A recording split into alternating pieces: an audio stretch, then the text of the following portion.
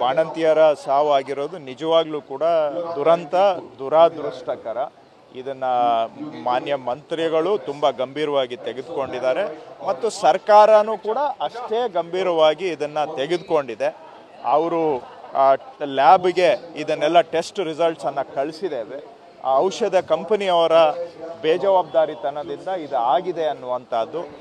ಔಷಧಿ test result ಬಂದ ಕೂಡಲೇ ಅವ್ರ ಮೇಲೆ ಕೇಸನ್ನು ಕೂಡ ಹಾಕಿ ಇದಕ್ಕೆ ಯಾರು ತಪ್ಪಿತಸ್ಥರಿದ್ದಾರೆ ಅವ್ರ ಮೇಲೆ ನಾವು ಕಾನೂನು ಕ್ರಮ ತೆಗೆದುಕೊಂಡು ಅವರಿಗೆ ಶಿಕ್ಷೆ ಕೊಡೋವರೆಗೂ ಕೂಡ ನಮ್ಮ ಸರ್ಕಾರ ವಿರಮಿಸೋದಿಲ್ಲ.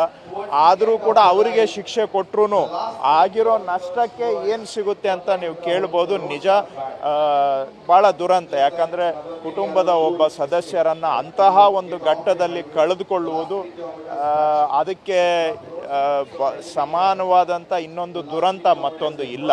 ಹಾಗಾಗಿ ಸರ್ಕಾರದ ಪರವಾಗಿ ನಾನು ಕೂಡ ಅವರಿಗೆ ನಮ್ಮ ಒಂದು ಶೋಕವನ್ನು ನಾವು ಕೂಡ ಹೇಳ್ತೇವೆ. ಅವರ ಕುಟುಂಬಕ್ಕೆ ಈ ನಷ್ಟವನ್ನು ಭರಿಸ್ಕೊಳ್ತಕ್ಕಂತಹ ಶಕ್ತಿ ಬರಲಿ ಅಂತ ನಾನು ಆಶಿಸ್ತೇನೆ. ಆದರೆ ಸರ್ಕಾರ ಈ ವಿಷಯದಲ್ಲಿ ಭಾಳ ಗಂಭೀರವಾಗಿ ತೆಗೆದುಕೊಂಡಿದೆ. ಕ್ಯಾಬಿನೆಟಲ್ಲಿ ಭಾಳ ಉನ್ನತ ಮಟ್ಟದಲ್ಲಿ ಚರ್ಚೆ ಆಗಿದೆ. ಇದನ್ನು ಒಂದು ಅಂತಿಮ ನ್ಯಾಯ ಕೊಡೋವರೆಗೂ ಕೂಡ ಸರ್ಕಾರ ವಿರಮಿಸೋದಿಲ್ಲ ಅನ್ನೋದನ್ನು ನಾನು ಸ್ಪಷ್ಟವಾಗಿ ಹೇಳಲಿಕ್ಕೆ ಬಯಸ್ತೇನೆ. ಇಲ್ಲ ನೋಡಿ, ಜೀವಕ್ಕೆ ಎಷ್ಟು ಹಣ ಕೊಟ್ಟರೂ ಪರಿಹಾರ ಇಲ್ಲ, ಜೀವ ವಾಪಸ್ ಬರೋದಿಲ್ಲ. ಅದರಲ್ಲಿ ಸ್ಪಷ್ಟ 2 ಲಕ್ಷ 5 ಲಕ್ಷ ಅದರಲ್ಲಿ ಮೀನಾಮೇಷ ಎಣಿಸ್ತಕ್ಕಂಥ ಅವಶ್ಯಕತೆ ಸರ್ಕಾರಕ್ಕೇನು ಇಲ್ಲ. ಹಾಗಾಗಿ ಅದರಲ್ಲಿ ನಾವು ಕೂಡ ಮಾತಾಡ್ತೇವೆ. ಅದರಲ್ಲಿ ಹೆಚ್ಚಿನ ಪರಿಹಾರ ಕೊಡುವಂಥದ್ದು ನಿಜವಾಗೂ ಆಗಿರೋ ಘಟನೆ ಮುಖ್ಯ ಮತ್ತು ಘಟನೆ ದುರಂತದ ಮುಖ್ಯ.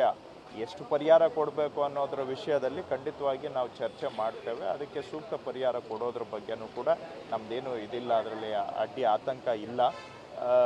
ಆದರೆ ದುರಂತ ಆಗಬಾರ್ದಾಗಿತ್ತು, ಅದರಲ್ಲಿ ಸ್ಪಷ್ಟ ನನ್ನ ಅಭಿಪ್ರಾಯವೂ ಕೂಡ. ಅದಕ್ಕೆ ನ್ಯಾಯ ಕೊಡುವಂಥ ಕೆಲಸವನ್ನು ಸರ್ಕಾರ ಮಾಡ್ತೇವೆ.